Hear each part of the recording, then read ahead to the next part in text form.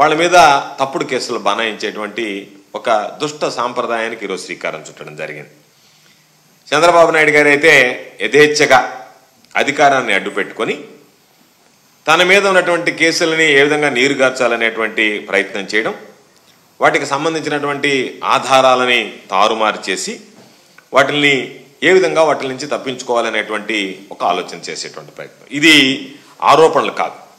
ఈరోజు మేము ఈ మీడియా సమావేశంలో దానికి సంబంధించి గతంలో చంద్రబాబు నాయుడు గారు పాల్పడినటువంటి అవినీతిని గతంలో చెప్పడం జరిగింది. మరొకసారి కూడా మా దగ్గర ఉన్నటువంటి ఆధారాలతో సహా ఈరోజు ఈ మీడియా సమావేశంలో చంద్రబాబు నాయుడు గారు గతంలో ఏం చేశారు, వాటి మీద ఎటువంటి కేసులు నమోదయ్యాయి, అవి ఏ స్థాయిల్లో ఉన్నాయి, వాటికి సంబంధించి ఈరోజు చంద్రబాబు నాయుడు గారు నీరు గార్చేటువంటి విధంగా ఏ విధంగా ప్రయత్నిస్తున్నాడు అనేటువంటిది స్పష్టంగా మీ ద్వారా ప్రజల ముందు తెలియజేయడం జరుగుతుంది.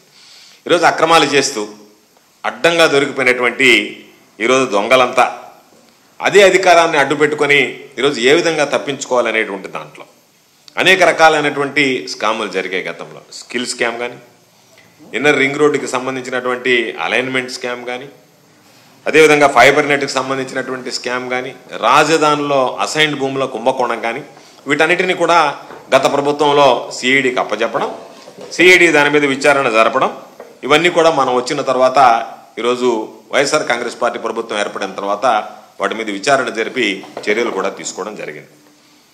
అయితే చంద్రబాబు అధికారంలోకి వచ్చిన తర్వాత ఒక పథకం ప్రకారం తన మీద ఏదైతే కేసులు గతంలో నమోదయ్యాయో వాటన్నిటిని నిర్వీర్యం చేసేటువంటి ప్రయత్నానికి శ్రీకారం చుట్టి వాటన్నిటి నుంచి తప్పించుకునేదానికి ఈరోజు ఆ కేసుల్లో ఎక్కడ శిక్ష పడుతుందో కాబట్టి ఆధారాలన్నీ కూడా ఏదో ఒక విధంగా వాటిల్ని రూపుమాపి ఏదో ఒక విధంగా దాని నుంచి తప్పించుకోవాలనేటువంటి ఒక ప్రయత్నం చేసేటువంటి పరిస్థితి. దీనికోసం ఎల్లో మీడియాను వాడడం, ఎవరైతే ఆనాడు విచారణ అధికారులు ఉన్నారో వాళ్ళ మీద లేనిపోయినటువంటి నిందలు మోపడం, చెయ్యనటువంటి తప్పులని ఏదో రకరకాలైనటువంటి తప్పులు చేశారని చెప్పి వాళ్ళ మీద ఫిర్యాదులతో వాళ్ళ ఆత్మస్థైర్యాన్ని నైతికంగా దెబ్బతీసేటువంటి ప్రయత్నం చేయడం, రకరకాలైనటువంటి కుట్రలు కుతంత్రాలకి ఈరోజు చంద్రబాబు నాయుడు గారి ప్రభుత్వం మార్గాన్వేషణ చేస్తుంది. దానిలో భాగంగా స్కిల్ స్కామ్తో సహా అనేక రకాలైనటువంటి స్కామ్లు మనం చెప్పినటువంటి అసైన్డ్ భూముల కుంభకోణం కానీ, ఇన్నర్ రింగ్ రోడ్డుకి సంబంధించినటువంటి అలైన్మెంట్ చేంజ్ చేయడం కానీ,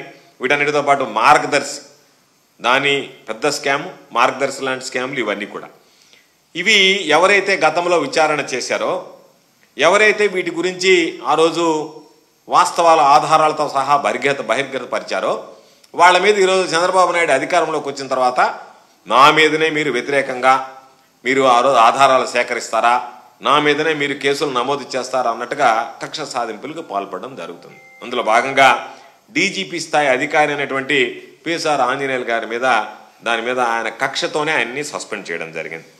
అదేవిధంగా సిఐడి చీఫ్ హోదాలో ఆ రోజు ఈ కేసులన్నింటినీ పర్యవేక్షించినటువంటి సంజయ్ గారి మీద ఈరోజు సస్పెన్షన్ వేయడం జరిగింది.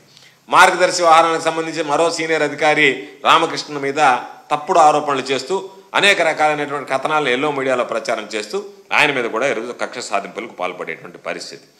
ఈ కేసులకు సంబంధించి వాళ్ళు ఎక్కడైతే ఈ కేసులు చంద్రబాబు నాయుడు పాత్ర ఉందో దాని నుంచి ఏ విధంగా తప్పించుకోవాలనేటువంటి ఆలోచన చేస్తున్నాడో ముందుగా ఆ కేసులు ఎక్కడైతే ఉన్నాయో ఆ శాఖలన్నిటిలో కూడా తనకు అనుకూలమైనటువంటి వాళ్ళని ముందుగా నియమించుకోవడం, వాళ్ళ ద్వారా ఆ ఫైళ్ళని ఆధారాలని ఏ విధంగా మనం మార్చాలి లేదా ధ్వంసం చేయాలి, ఎక్కడ వీటికి సంబంధించినటువంటివి బయటపడకుండా ఈ స్కిల్ స్కామ్ వ్యవహారానికి సంబంధించి ఏ విధంగా దీనిలో నుంచి బయటపడాలనేటువంటి దానికి స్కిల్ మామూలుగా డెవలప్మెంట్ కార్పొరేషన్లో ఉన్నటువంటి వాళ్ళందరినీ ప్రక్షాళన చేసి తమ సొంత మనుషుల్ని తనకు అడుగులకు మడుగులెత్తేటువంటి వాళ్ళని దాంట్లో నియమించుకోవడం జరిగింది.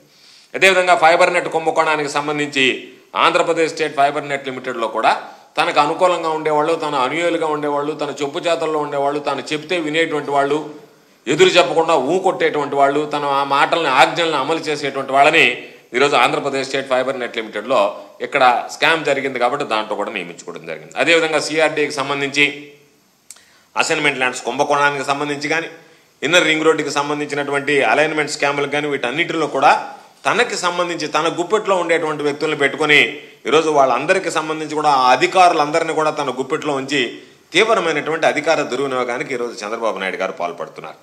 వీటన్నిటికీ పరాకాష్ట ఏంటంటే ఆ కేసులు మరలా రేపు న్యాయస్థానానికి ఎవరన్నా వెళ్ళినా ఆ న్యాయస్థానంలో కూడా చంద్రబాబు నాయుడుకి చుక్కెదురు కాకుండా ఈరోజు ప్రత్యేకంగా ఢిల్లీ నుంచి ఒక లాయర్ని తీసుకొచ్చి, అంటే ఇది బరితెగింపు, ఒక లాయర్ని తీసుకొచ్చి భవిష్యత్తులో దీని మీద ఎటువంటి సమస్యలు ఉత్పన్నమవుతాయి, వాటిని ఏ విధంగా మనం అధిగమించగలగాలనేటువంటి దాని మీద కూలంకుషంగా చర్చించి ఈ కేసుల్ని ఎట్లా మూసివేయాలి, ఎలా నీరు కార్చాలి, ఏ విధంగా తప్పించుకోవాలనేటువంటి దానికి ఈరోజు ఆయన ఇది కుట్ర పన్నడం జరిగింది. ఇది నిజంగా తేలిగ్గా తీసుకోవాల్సినటువంటి వ్యవహారం కాదు. ప్రజాస్వామ్య వ్యవస్థలో ఎవరైనా సరే ఈరోజు నువ్వు అధికారంలో ఉన్నంత మాత్రాన గతంలో నువ్వు చేసినటువంటి తప్పుల నుంచి తప్పించుకోవడానికి ఏదో ఒక విధంగా నేను మార్గాలు అన్వేషించి వాటన్నిటిని ఆధారాలన్నింటినీ నాశనం చేసి నేను బయటపడాలనేటువంటిది ఇది ప్రజాస్వామ్య వ్యవస్థలో మంచిది కాదు. ఎందుకంటే చంద్రబాబు నాయుడు గారు మనం చూసాం, ఆయన బెయిల్ మీద ఉన్నాడు.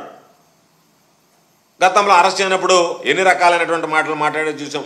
దోమలు కుడుతున్నాయి, జైల్లో నా మీద దోమలు దాడి చేస్తున్నాయి, నాకు తీవ్రమైనటువంటి చర్మ వ్యాధులు ఉన్నాయి, గుండె సంబంధిత వ్యాధులు ఉన్నాయి, కంటికి ఆపరేషన్ చేయించుకోవాలని చెప్పి రకరకాలైనటువంటి పిటిషన్లు వేయడం, ఎల్లో మీడియాలో రకరకాలైనటువంటి కథనాలు దాని మీద ప్రసారం చేయడం, వీటన్నిటితో ఆ రోజు ఆయన సాక్ష్యాలు తారుమారు చేయకూడదు, సాక్షుల్ని ప్రభావితం చేయకూడదు అనేటువంటి నిబంధనలతో న్యాయస్థానం ఆయనకి ముందు తాత్కాలిక బెయిల్ మంజూరు చేసింది. ఆ తర్వాత దాన్ని రెగ్యులర్ బెయిల్ కూడా మంజూరు చేయడం జరిగింది. అయితే ఈరోజు వాటన్నిటిని యథేచ్ఛగా ఉల్లంఘిస్తూ ఏమాత్రం కూడా కోర్టు ఇచ్చినటువంటి ఆదేశాలను బేఖాతరు చేస్తూ వాటిని పట్టించుకోకుండా ఈరోజు ఆయన ప్రధాన నిందితుడిగా ఉన్నటువంటి అనేక రకాలైనటువంటి స్కిల్ స్కామ్ కానీ, అదేవిధంగా ఫైబర్ నెట్ కుంభకోణం కానీ, అదేవిధంగా ఇన్నర్ రింగ్ రోడ్డు అలైన్మెంట్ కుంభకోణం కానీ, అసైన్మెంట్ భూములకు సంబంధించినటువంటి కుంభకోణం కానీ, వీటన్నింటిని కూడా ఈరోజు ఛార్జ్షీట్లు కూడా సిఐడి న్యాయస్థానాలకి సమర్పించిన తర్వాత వాటి మీద కొన్ని వివరాలు అడుగుతూ ఏప్రిల్ నుంచి జూన్ మధ్యకాలంలో సిఐడికి న్యాయస్థానం పంపించింది. సాధారణంగా కాగ్నిజెన్స్లోకి తీసుకునే ముందు వాటికి సంబంధించి ఏదైనా వివరాలు కావాలన్నా, ఇంకేదన్నా దానికి సంబంధించినటువంటి వివరాలు మిస్ అయినా మరలా పంపించి వాటిని తీసుకుని ఫుల్ ప్లెడ్జెడ్గా ఛార్జ్షీట్ని నంబర్ వేయడం జరుగుతుంది. దానికోసం వెనక్కి పంపిస్తే మరలా తిరిగి ఆధారాలన్నింటినీ పూర్తి చేసి ఏదైతే అడిగాడో సపోర్టింగ్ డాక్యుమెంట్స్ అవన్నీ ఇచ్చి జతపరిచి దానిని న్యాయస్థానంలో ఫైల్ చేయడం అనేటువంటిది ఆనవాయితీ. వాటికి భిన్నంగా ఈరోజు చంద్రబాబు నాయుడు కూటమి ప్రభుత్వం అధికారంలోకి వచ్చిన తర్వాత ఆ సిఐడి విభాగం మీద అధికారుల మీద ఒత్తిడి తేవడం, వాటికి సంబంధించినటువంటి ఏ ఆధారాలు జోడించకుండా దానిని ఈరోజు ఏదో ఒక విధంగా వాయిదాలు వేస్తూ దాని ఈరోజు వరకు కూడా ఛార్జ్షీట్లు ఫైల్ చేయకుండా తప్పించుకోవడం. ఒక పక్క సుప్రీంకోర్టులో ఆ రోజు ప్రభుత్వం వేసింది, ఎందుకంటే బెయిల్ రద్దు చేయండి, ఈయన యథేచ్ఛగా ఆ రోజు ఇచ్చినటువంటి న్యాయస్థానం ఇచ్చినటువంటి నియమ నిబంధనలకి విఘాతం కలిగిస్తున్నాడు, కోర్టు తీర్పును ధిక్కరిస్తున్నాడు అని చెప్పడం జరిగింది. దాని ప్రకారం బెయిల్ రద్దు చేయాలని 2023 డిసెంబర్లో వేస్తే ఈరోజు తర్వాత ప్రభుత్వం మారడం జరిగిన తర్వాత దానిలో వేసినటువంటి పిటిషన్కి ఎక్కడా సహకరించేటువంటి పరిస్థితి లేదు. రాష్ట్ర ప్రభుత్వం న్యాయవాది వాయిదాల మీద వాయిదాలు కోరుతున్నాడు. ఈ మధ్య కూడా సుప్రీంకోర్టు దాని మీద తీవ్రంగా కూడా మాట్లాడడం జరిగింది, తీవ్రమైనటువంటి హెచ్చరికలు చేయడం జరిగింది. చివరికి వర్చువల్ పద్ధతిలో నేను ఢిల్లీలో లేను కాబట్టి మరొక వాయిదా ఇవ్వాలి అని చెప్పి నేరుగా హాజరు కాకుండా వర్చువల్గా హాజరు కావడానికి కూడా ఇది సరైన పద్ధతి కాదు అని చెప్పి సుప్రీంకోర్టు పదే చెప్తున్నా కూడా వీళ్ళ తీరు మారడం లేదు. ఎవరు ఎన్ని చెప్పినా సరే న్యాయస్థానం మీద గౌరవం లేదు, ప్రజాస్వామ్యం మీద గౌరవం లేదు, సాంప్రదాయం మీద గౌరవం లేదు, మేము అనుకున్నది చేస్తాం, చంద్రబాబు నాయుడికి అడ్డగోలుగా పనిచేయడమే మా జయం అన్నట్టుగా ఉన్నటువంటి అధికారులు నియమించుకుని వాళ్ళ ద్వారా ఈరోజు కథ నడిపేటువంటి పరిస్థితి. కాబట్టి ఈరోజు సుప్రీంకోర్టు కూడా ఇప్పటికే మందలించడం జరిగింది. ప్రతిసారి వాయిదాలు కోరడం సరికాదని చెప్పి ఈ కేసును కూడా జనవరి 2వ వారానికి ఏదైతే బెయిల్కి సంబంధించినటువంటి రద్దు పిటిషన్ ఉందో దానిని కూడా సుప్రీంకోర్టు జనవరి 2వ వారానికి వాయిదా వేయడం జరిగింది. స్కిల్ స్కామ్కి సంబంధించినటువంటి నిందితులు ఎవరైతే ఉన్నారో వాళ్ళందరినీ తీసుకువెళ్ళి ఈరోజు తెలుగుదేశం పార్టీ ఆఫీసులో కూర్చోబెట్టి తీవ్రమైనటువంటి ఉల్లంఘనలకి ఈరోజు ప్రభుత్వం చంద్రబాబు నాయుడు పాల్పడుతున్నటువంటి పరిస్థితి. ఈరోజు బెయిల్ షరతుల్ని ఉల్లంఘిస్తూ ఓ దుర్మార్గమైనటువంటి పరిస్థితి. బెయిల్ షరతులను ఉల్లంఘించడం అనేటువంటిది సాధారణంగా ఎవరు పూనుకోరు, ఏది లెక్క చేయకుండా బెయిల్ షరతులను కూడా ఉల్లంఘిస్తా. ఈరోజు ఒకసారి చూస్తే చంద్రబాబు నాయుడికి ఆయన అధికారంలో ఉన్నప్పుడు పెండియాల శ్రీనివాస్ అనేటువంటి వ్యక్తి ఆయనకి దీనికి సంబంధించినటువంటి ఈ డబ్బు సంచులు మోసినటువంటి వ్యక్తి, ఆయన ఖాతాలోకి డబ్బులు జమ అయితే ఆ డబ్బులు డ్రా చేసి ఇచ్చాడు అనేటువంటిది మనం ఆధారాలతో సహా ఈరోజు సిఐడి వివరాలు సేకరించడం జరిగింది. ఆయన విచారణకి ఎదుర్కోవాల్సి వస్తుందని ఎవ్వరికి తెలియకుండా దొంగచాటుగా అమెరికాకి పారిపోయాడు. ఆయన పారిపోయిన తర్వాత ఆయన మీద సస్పెండ్ చేస్తే గవర్నమెంట్, ఆయన మరలా కూటమి ప్రభుత్వం వచ్చిన తర్వాత ఆయన మీద ఎటువంటి విచారణ లేకుండా ఆయన మీద ఉన్నటువంటి సస్పెన్షన్ ఎత్తేసి ఈరోజు ఆయనకు మరలా పోస్టింగ్ ఇవ్వడం జరిగింది.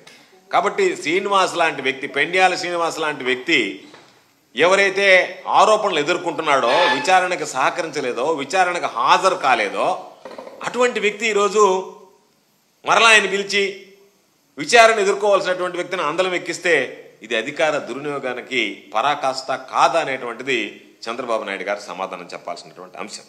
అందుకనే ఈరోజు ఏపీ స్కిల్ డెవలప్మెంట్ స్కామ్కి సంబంధించి ఎన్ఫోర్స్మెంట్ డైరెక్టరేట్ ఇప్పటికే అక్టోబర్ 15వ తేదీన సిమెన్స్ కంపెనీకి చెందినటువంటి ఢిల్లీలో, బాంబేలో, పూణేలో ఉన్నటువంటి 23 కోట్ల రూపాయల ఆస్తులు అటాచ్ చేసింది. అంటే ఇది ఆధారాలు ఉన్నాయి అనేటువంటి దాంతో ఈడీ రంగప్రవేశం చేసిన తర్వాత, రంగప్రవేశంలో ఆధారాలు సేకరించిన తర్వాత, ఇది వాస్తవం అని తేలిన తర్వాత, వాళ్ళ అవినీతికి పాల్పడ్డారని నిర్ధారించుకున్న తర్వాత ఈరోజు వాళ్ళకి సంబంధించి ఢిల్లీ, బాంబే, పూణేలో ఉన్నటువంటి 23 కోట్ల రూపాయల ఆస్తులను కూడా ఈరోజు సీజ్ చేయడం జరిగింది.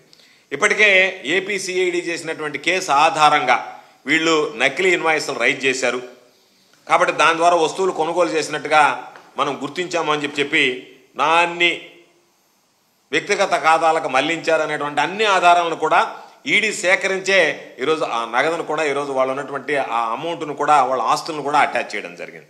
ఇది ఒక పక్క జరుగుతూ ఉంటే స్కిల్ స్కామ్ కేసు ఎంత దారుణమైనటువంటిది అంటే అందరికీ తెలిసినటువంటిది. చంద్రబాబు నాయుడు చేసినటువంటి స్కామ్ 3,300 కోట్ల ప్రాజెక్టు సిమెన్స్కి సంబంధించింది.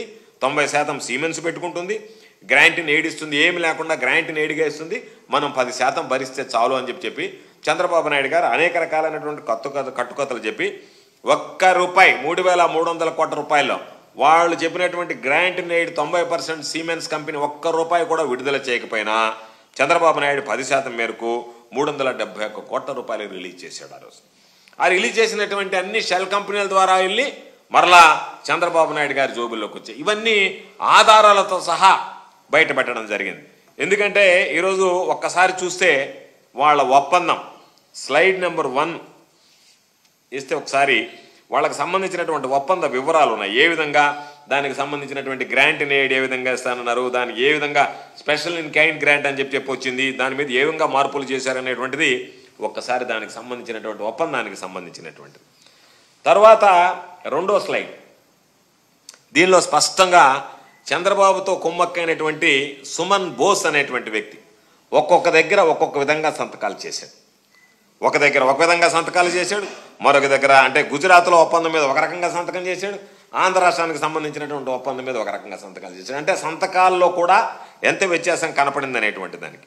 అదేవిధంగా స్లైడ్ నెంబర్ 3 and 4 నెక్స్ట్ స్లైడ్లో చూస్తే Andhra Pradesh skill development corporation MD మధ్య డిజైన్ టెక్ సిమెన్స్ మధ్య కుదిరినటువంటి ఒప్పందంలో ఎప్పటి నుంచి ఒప్పందం అమల్లోకి వస్తుందనేటువంటి దానికి తేదీలు కూడా వేయలేదు. 4వ స్లైడ్ చూస్తే తేదీలు కూడా వేయకుండానే ఈ ఒప్పందానికి సంబంధించినటువంటి దానిలో తేదీలు కూడా వేయకుండా ఇది వేశారు. అంటే ఇది నిలువెత్తు స్కామ్కి నిదర్శనమా కాదా అనేటువంటిది అర్థం చేసుకోవాల్సినటువంటి పరిస్థితి. దానికి సంబంధించినటువంటి వచ్చినటువంటి అగ్రిమెంట్స్లో కనీసం తేదీలు కూడా లేకుండా బ్లాంక్ పెట్టినటువంటి వాటిని కూడా ఖాళీలు కూడా పూర్తి చేయకుండా ఈరోజు ఆ అగ్రిమెంట్ పేపర్లన్నీ ఈరోజు ఆధారాలుగా ఉన్నాయి కాబట్టి వీటన్నిటిని కూడా నిర్వీర్యం చేసేటువంటి ప్రయత్నంలో భాగంగా ఉన్నాయి కాబట్టి ఇవి ఆల్రెడీ సిఐడి సేకరించినటువంటి ఆధారాల భాగం. గతంలో ఉన్నటువంటి మనం అనేక సందర్భాల్లో మనం అసెంబ్లీలో కూడా దీని గురించి చర్చించడం జరిగింది.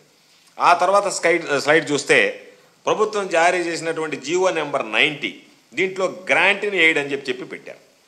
తీరా ఒప్పందం దగ్గరికి వచ్చేటప్పటికి ఆ గ్రాంట్ ఇన్ ఎయిడ్ అనేటువంటి పదాన్ని తీసేశారు. ఎంత అవినీతి అంటే గ్రాంట్ ఇన్ ఎయిడ్ 90% అని చెప్పి జీవో 90లో 90% గ్రాంట్ ఇన్ ఎయిడ్ అని చెప్పి పెట్టి ఆ తర్వాత అసలు గ్రాంట్ ఇన్ ఎయిడ్ అనేటువంటి పదమే లేకుండా దాన్ని తొలగించినటువంటి ఆ క్లాజ్లో దానిలో ఉన్నటువంటి జీవో నెంబర్ 90లో ఉన్నటువంటి క్లాస్.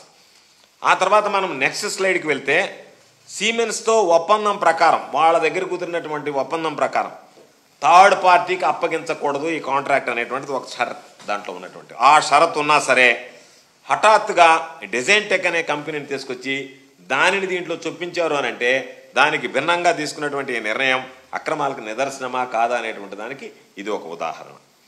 నెక్స్ట్ స్లైడ్లోకి వెళ్తే మనం స్లైడ్ నెంబర్ 7లోకి వెళ్తే దీంట్లో కనీసం సాక్షులు ఎవరనేటువంటిది ఒప్పందానికి కావాల్సినటువంటి విట్నెస్లకు సంబంధించినటువంటి వాటి మీద కూడా ఎవరు సాక్షులు అనేటువంటి సంతకం కూడా లేదు.